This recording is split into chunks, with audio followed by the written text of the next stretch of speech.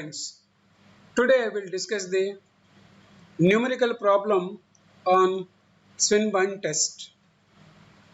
So let us say we have a numeric problem, that is a 500 volts DC shunt motor has armature resistance equal to 0.2 ohms and it takes no load current of 4 amperes with field current equal to 1 ampere.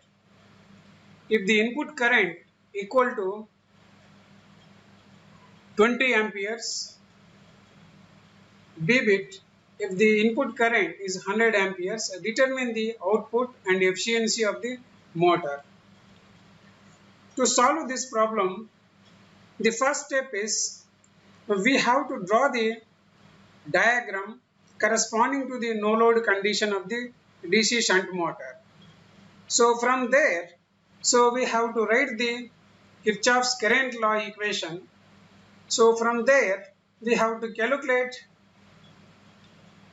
the constant loss, that is, this is the no load condition circuit. The input current is I0, the applied voltage is capital V, and the current drawn by the shunt field winding is ISH, and the current drawn by the armature is IA0. So we can write V is equal to 500 volts and I0 is 4 amperes and ISH is 1 ampere. And when we look at this is the junction. So the input current I0 is equal to ISH plus IA0. So he gave the I0 value and also he gave the shunt field current. So what is not known is armature current corresponding to no load current, that is IA0 is equal to I0 minus ISH. So 4 minus 1 will give you 3 amperes. And the armature resistance is also given as 2 ohms. So from this we can calculate the armature copper loss using the formula IA0 square into RA.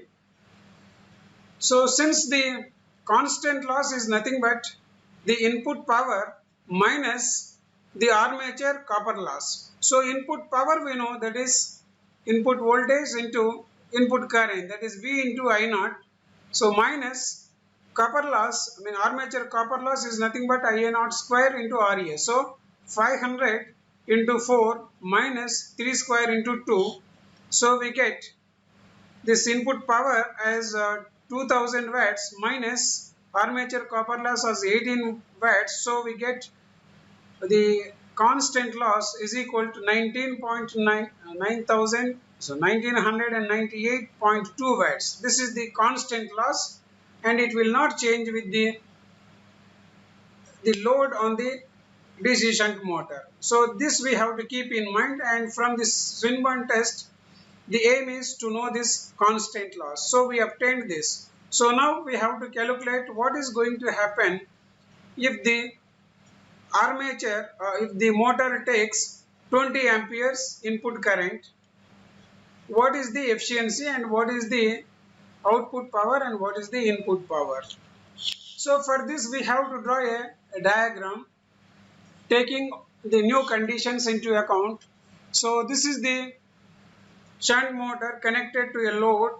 So in that case the input current will become IL and the current that flows through the armature is IA, and the field current that flows through the shunt field winding remains ISH because it is in parallel with the supply and the supply voltage is constant, and the shunt field circuit resistance is also constant. So the ISH do not change, it will be same as before.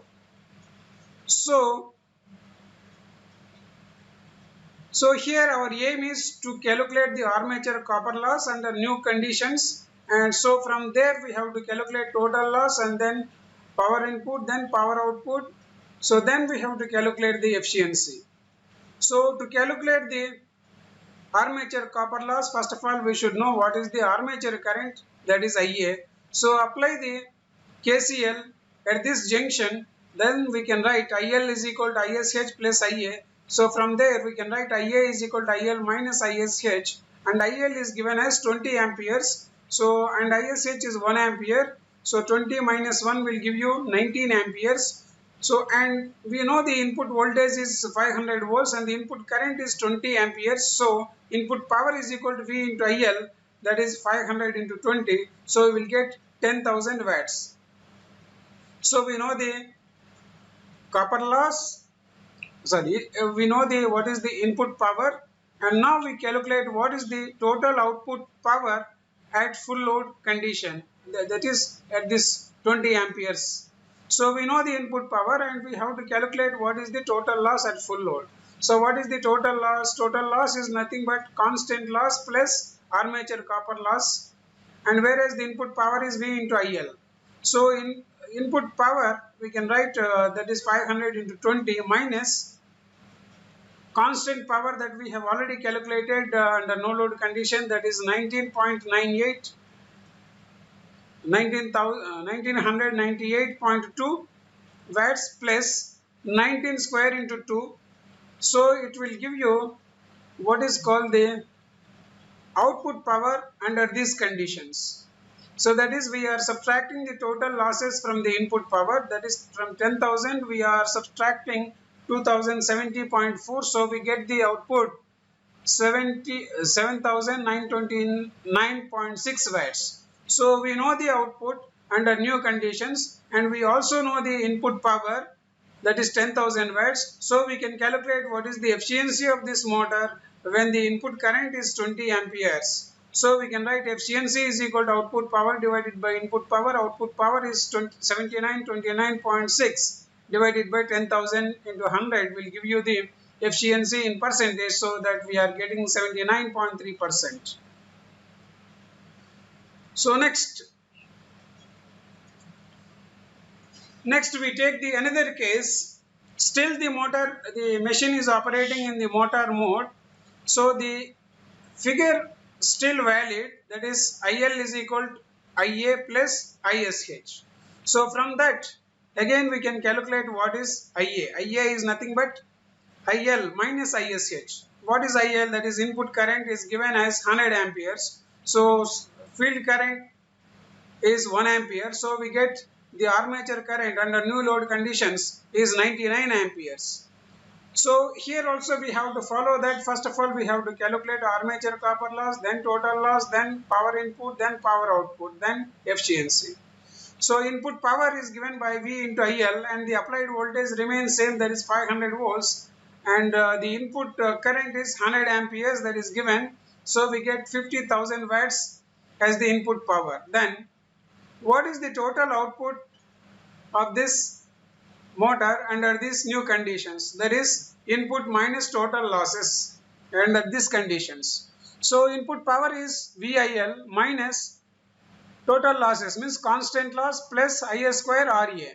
So constant loss we have obtained already under no load condition, that is 1998.2 watts. So input power is 500 into 100 minus, so WC is 1998.2 plus IA square means it is 99 square into armature resistance 2 ohms. So once we simplify this, we get the output power of the motor as 46,041.8 watts. So we know the output of the motor and we know the input power of the motor under new conditions. So we can calculate the efficiency of the motor like this. Efficiency is equal to output by input. Output is 46,041.8 and the input is 50,000 watts. So multiplying with 100 will give us the efficiency in the percentage. So we get here 92.1% as the efficiency under new load conditions.